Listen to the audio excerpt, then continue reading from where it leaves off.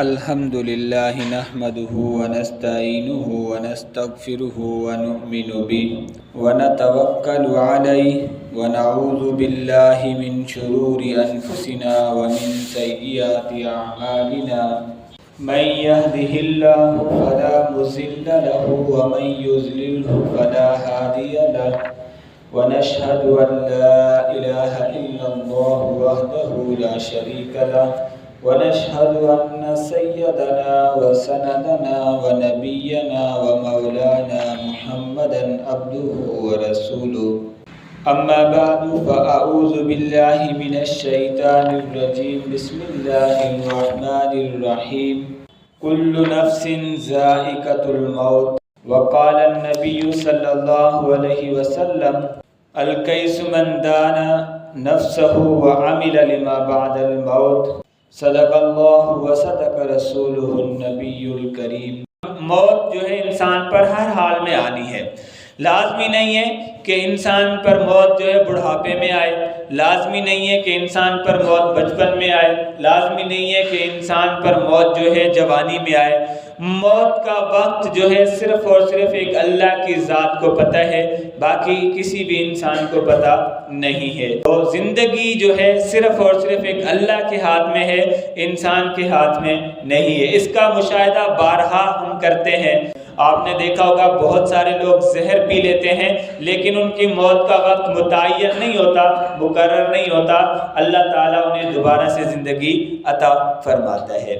لیکن اگر دوسری طرف ہم دیکھیں تو ایک انسان اچھا بھلا ہمارے ساتھ ملاقات کر کے اٹھتا ہے اور گھر کی طرف چلتا ہے تو پتہ چلتا ہے کہ راستے میں اس کا انتقال ہو گیا۔ تو زندگی اور موت جو ہے صرف اور صرف میرے رب کے ہاتھ میں ہے۔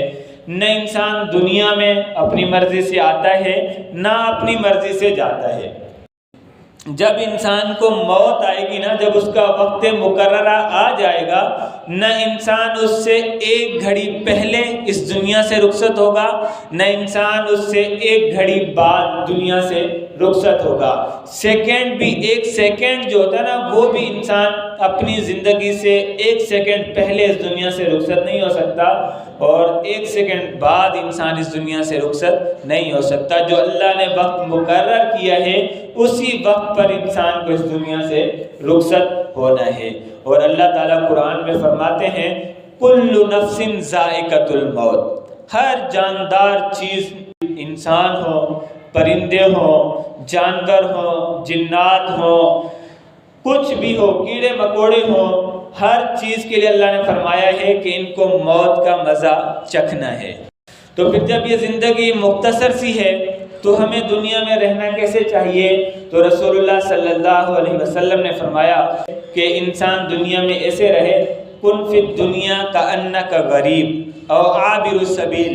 نبی کریم صلی اللہ علیہ وسلم نے فرمایا کہ انسان دنیا میں ایک مسافر کی طرح رہے، یا اس طرح رہے جیسے انسان راستے سے گزرتا ہے۔ دیکھیں دنیا میں موت کا انکار کرنے والا کوئی بھی موجود نہیں ہے، عیسائی ہوں، یہودی ہوں، ہندو ہوں، دنیا میں جتنے مذاہب ہیں ہر مذاہب سے تعلق رکھنے والے انسان سے اگر آپ پوچھیں گے نا کہ موت آنی ہے یا نہیں آنی ہے تو وہ کہے گا کہ ہاں موت آنی ہے۔ کہ ایک بادشاہ نے اپنے لیے خوبصورت محل بنایا، اب بادشاہ جب محل بن جاتا تو بادشاہ اس محل کا چکر لگاتا، چکر لگانے کے بعد جہاں پر بادشاہ کو کوئی نقص دکھائی دیتا اس جگہ کو توڑوا کے دوبارہ سے بنوا دیتا۔ اب بادشاہ نے، جب بادشاہ خود مطمئن ہو گیا نا کہ میرا محل سب سے خوبصورت ہے، میرے محل کو گھومنے کے لیے دنیا آئے اور میرے محل میں دیکھے کہ آیا کہیں پر کوئی عیب اور کوئی نقص ہے، اگر کوئی نقص ہو تو مجھے بتائے۔ دنیا کے بڑے بڑے لوگ اس محل کو دیکھنے کے لیے آئے، جو بھی آتا بادشاہ ان سے پوچھتا بتائیے آپ نے میرا محل دیکھا؟ تو انہوں نے کہا کہ ہاں دیکھا۔ تو بتائیے کہ آپ کو میرا محل کیسا لگا؟ تو بادشاہ کو ہر کوئی کہتا کہ واہ واہ آپ کا محل دنیا میں اس کی مثال نہیں ہے، اتنا خوبصورت محل ہے۔ تو ایک وقت ایسا آیا کہ کوئی اللہ والا اس علاقے میں سے گزرا تو لوگوں نے اس محل کی تعریف کی اس اللہ والے کے سامنے۔ اس نے کہا کہ چلو میں بھی دیکھ لیتا ہوں اس محل کو، یہ کیسا محل ہے۔ اب اس اللہ والے نے اس محل کا چکر لگایا، چکر لگانے کے بعد جب بادشاہ کے سامنے پیش ہوا نا تو بادشاہ سے کہا کہ میں نے اس میں 2 عیب دیکھے، میں نے آپ کے محل میں آپ کا محل ویسے تو خوبصورت ہے لیکن اس میں 2 عیب ہیں۔ بادشاہ بڑا حیران ہوا کہ ساری دنیا گھوم کے گئی ہے، ان میں سے کسی کو بھی عیب دکھائی نہیں دیا اور اس انسان کو میرے محل میں عیب دکھائی دیتا ہے۔ تو بادشاہ نے کہا کہ بتائیے بھئی کون سے عیب ہیں، اگر مجھے پتہ چلے تاکہ میں بھی ان عیبوں کو ختم کروں۔ تو بادشاہ سے اس اللہ والے نے کہا کہ اس محل میں پہلا عیب یہ ہے کہ یہ دنیا میں ہمیشہ قائم نہیں رہے گا، کسی نہ کسی وقت یہ گر جائے گا، ختم ہو جائے گا۔ اس کا پہلا عیب یہ ہے کہ یہ دنیا میں ہمیشہ باقی نہیں رہے گا۔ دوسرا عیب اس محل کا یہ ہے کہ آپ اس محل میں ہمیشہ ہمیشہ باقی نہیں رہیں گے، آپ بھی کبھی نہ کبھی اس دنیا سے رخصت ہو جائیں گے۔ یہ محل آپ کے بغیر بھی رہے گا اور آپ کے بعد یہ ختم بھی ہو جائے گا۔ دنیا نے مثالیں دیکھی ہیں کہ ایک انسان اپنے لیے خوبصورت سے خوبصورت گھر بناتا ہے، لیکن کیا ہوتا ہے کہ اللہ تعالیٰ اس کو اس گھر میں رہنے کی جو ہے توفیق نہیں دیتے۔ وہ انسان یا تو اس گھر کو پہلے ہی بیچ دیتا ہے یا پھر اس گھر کے مکمل ہونے سے پہلے انسان مر جاتا ہے، ٹھیک ہے۔ اور اسی طرح سے بہت ساری مثالیں ہم نے ایسی بھی دیکھی ہیں کہ ایک محل بنتا ہے، ایک گھر بنتا ہے، لیکن مالک کو پسند نہیں آتا، مالک اس کو دوبارہ سے گروا دیتا ہے، ٹھیک ہے۔ تو یہ دونوں عیب آج کی زندگیوں کے اندر موجود ہیں۔ دنیا کی زندگی ہے کیا؟ ہم دنیا کی خواہشات میں گھرے ہوئے ہیں۔ اس کی مثال ایک اللہ والے نے خوبصورت مثال دی ہے۔ ایک بادشاہ کے پاس ایک انسان آتا ہے، بادشاہ اسے کہتا ہے کہ میں نے یہ باغ بنوایا ہے، اس باغ کے مختلف حصے ہیں اور آپ اس باغ میں جاؤ اور میرے لیے خوبصورت سے خوبصورت میوہ، بہترین سے بہترین پھل میرے لیے چن کے لے کے آؤ۔ اب وہ انسان ٹوکری اٹھاتا ہے، باغ کے پہلے حصے میں داخل ہوتا ہے، دیکھتا ہے بڑے خوبصورت درخت ہیں، بڑے خوبصورت پھل لگے ہوئے ہیں۔ اب وہ سوچتا ہے کہ چلو اس حصے کو چھوڑو، آگے والے حصے میں دیکھتے ہیں۔ تو وہ دوسرے حصے میں جاتا ہے، دوسرے حصے میں پہلے والے حصے سے بھی زیادہ خوبصورت پھل ہوتے ہیں اور خوبصورت نظارے ہوتے ہیں۔ تو وہ دیکھ کر بڑا حیران ہوتا ہے۔ ابھی ان میں سے بھی وہ کچھ نہیں لیتا، ابھی تیسرے حصے میں جاتا ہے، تیسرے حصے میں اور بھی زیادہ خوبصورتی ہوتی ہے، اور بھی زیادہ جو ہے خوبصورت پھل ہوتے ہیں۔ اس طرح کرتے کرتے وہ انسان اس باغ کے 8 حصے گزر جاتا ہے، کسی بھی حصے میں سے وہ پھل نہیں توڑتا کہ اپنی ٹوکری میں رکھ لے، اپنی ٹوکری میں رکھ لے اور بادشاہ اس سے جو ہے راضی ہو جائے۔ جب وہ 8ویں حصے میں پہنچتا ہے تو سوچتا ہے کہ کیوں نہ اس سے بھی آگے جایا جائے۔ اب دیکھتے ہیں کہ اس سے آگے ہو سکتا ہے اس سے بھی زیادہ خوبصورت چیزیں ہوں، اس سے بھی زیادہ خوبصورت پھل ہوں۔ جب وہ بندہ اس 8ویں حصے سے گزر کر 9ویں حصے میں داخل ہوتا ہے تو وہاں پر دیکھتا ہے کہ وہاں پر تو کچھ بھی نہیں ہے، خالی ہے، بیابان ہے۔ وہاں پر ایک ببول کے درخت کھڑے ہوئے ہیں جن سے وہ کوئی جو ہے پھل نہیں چن سکتا۔ وہ بڑا پشیمان ہوتا ہے کہ میں نے پیچھے 8 حصے باغات کے چھوڑے ہیں جو خوبصورت سے خوبصورت تھے، اگر میں ان میں سے ایک ایک پھل بھی چنتا تو 8 پھل میری ٹوکری میں ہوتے، لیکن اب میں بادشاہ کے سامنے کس منہ سے جاؤں گا کہ میری ٹوکری تو خالی ہے، میری ٹوکری میں تو کوئی پھل نہیں ہے۔ یہی مثال دنیا کی زندگی کی ہے۔ آج ہم یہ سوچتے ہیں کہ ابھی تو جوانی آئی ہے، ابھی میں عبادت کر کے کیا کروں گا، ابھی تو وقت پڑا ہے میرے پاس۔ انسان جوانی بھی گزر جاتی ہے، جوانی کے 10 سے 20 سال ہیں وہ بھی گزر جاتے ہیں، پھر سوچتا ہے کہ ابھی تو بڑھاپے کی ابتدا ہے، بڑھاپا ابھی دور ہے۔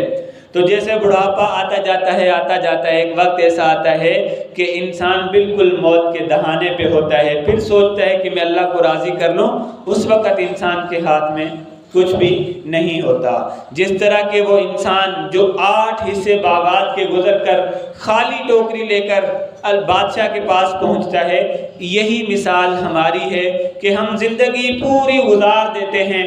بچپن سے لے کر جوانی آئی، جوانی سے بڑھاپا آیا، بڑھاپے کی بھی انتہا ہو گئی، اب چلنے پھرنے کے قابل بھی نہیں رہے کہ موت نے آ کے دستک دی، پھر بھی ہم جو ہے اللہ کو راضی کرنے کے پیچھے نہیں پڑتے۔ اور اس میں اگر دیکھا جائے حقیقت میں جس بادشاہ کی بات کی گئی ہے وہ اللہ ہے، اور جن باغات کی بات کی گئی ہے وہ دنیا کی زندگی کے حصے ہیں کہ جن حصوں کو گزر کر انسان جو ہے آخر میں ایسے مقام پر پہنچ جاتا ہے جہاں پر اس کے ہاتھ میں کچھ نہیں ہوتا۔ نبی کریم صلی اللہ علیہ وسلم نے فرمایا الکیس من دان نفسہ وعمل لما بعد الموت، عقل مند انسان وہ ہے جو دنیا میں رہ کر آخرت کے لیے عمل کرے، جو دنیا میں رہ کر اپنے نفس کے بارے میں جانے، اپنے آپ کے بارے میں جانے کہ وہ کس راستے پر گامزن ہے۔ آیا وہ سیدھے راستے پر گامزن ہے کہ جو اللہ اور اس کے رسول کے ساتھ ملاتا ہے؟ آیا وہ اس راستے پہ گامزن ہے جو اللہ اور اس کے رسول کے راستے سے دور کرتا ہے؟ انسان خود اپنا محاسبہ کرے۔ اگر میں اپنا محاسبہ کروں اور آپ اپنا محاسبہ کریں، ہم میں سے ہر ایک کو پتہ چل جائے گا کہ ہمارے ساتھ آخرت میں کیا ہوگا۔ آیا ہمارے ساتھ آخرت میں فَسَوْفَ يُحَاسَبُ حِسَابًا يَسِيرًا والا عمل ہوگا کہ ان قریب اللہ تعالی ہم سے آسان حساب لے گا، یا پھر اللہ تعالی ہم سے قیامت کے دن جو ہے غضبناک لہجے میں پیش آئے گا؟ ہمیں اپنے عمل بتا دیں گے، صبح سے اٹھ کر رات کو سونے تک ہمیں ہر کسی کو اپنے عمل بتائیں گے۔ ہم کوئی کسی پہ فتویٰ نہیں لگا سکتا، ہم خود اپنے اوپر فتویٰ لگا سکتے ہیں۔ نبی کریم صلی اللہ علیہ وسلم نے فرمایا کہ نیکی اور برائی میں فرق کا کیسے پتہ چلتا ہے؟ تو نبی کریم صلی اللہ علیہ وسلم نے فرمایا کہ نیکی وہ ہے کہ جس کو کرنے کے بعد انسان کا دل مطمئن رہے، اسے کوئی خوف نہ ہو، اگر لوگوں کو اس کے بارے میں پتہ بھی چل جائے تو بھی اسے کوئی خوف نہ ہو۔ اور برائی کسے کہتے ہیں؟ تو نبی کریم صلی اللہ علیہ وسلم نے فرمایا کہ برائی وہ ہے جو انسان کے سینے میں چبھتی رہے، انسان کے دل میں چبھتی رہے۔ انسان جب اس دنیا سے رخصت ہوتا ہے نا تو اس کے ساتھ 3 چیزیں ہوتی ہیں۔ دنیا میں جب دوستوں کے کندھے پہ سوار ہو کے، 4 دوستوں کے کندھے پہ سوار ہو کے جب آخری منزل کی طرف ہم روانہ ہوں گے نا تو ہمارے ساتھ 3 چیزیں ہوں گی۔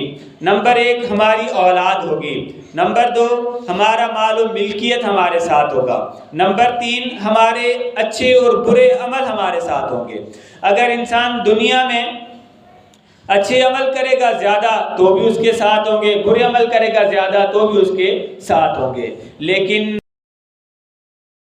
2 چیزیں انسان کا ساتھ چھوڑ دیتی ہیں۔ جب انسان قبر میں رکھ دیا جاتا ہے، رشتہ دار دفنا دیتے ہیں، مٹی ڈال دیتے ہیں اور قبر کو بند کر دیا جاتا ہے، ہمارے رشتہ دار بھی چلتے بنتے ہیں، ہماری مال و ملکیت بھی چلتی بنتی ہے۔ اگر قبر میں ہمارے ساتھ کوئی چیز ہوگی تو وہ صرف اور صرف ہمارے اعمال ہوں گے، اچھے اور برے عمل ہوں گے۔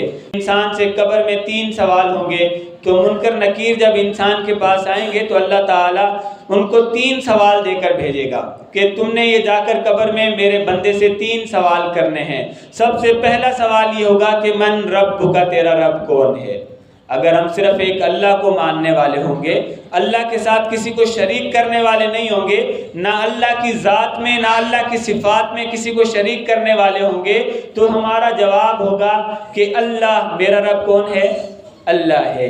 جب دوسرا سوال ہوگا کہ من نبیوں کا، تیرا نبی کون ہے؟ تو کس نبی پر ایمان لے آیا؟ اگر ہم نے نبی کریم صلی اللہ علیہ وسلم کی زندگی کو اپنی زندگیوں میں اپنایا ہوگا، اگر ہم نے نبی کریم صلی اللہ علیہ وسلم کی تعلیم پر عمل کیا ہوگا تو ہم وہاں پر جواب دیں گے کہ میرا نبی جو ہے وہ ہے جو تمام انبیاء کا سردار ہے۔ تیسرا سوال اللہ نے جو دیا ہوگا ان فرشتوں کو تو وہ سوال ہوگا کہ ما دینوں کا، تیرا دین کون سا ہے، کس مذہب سے تعلق رکھتا ہے؟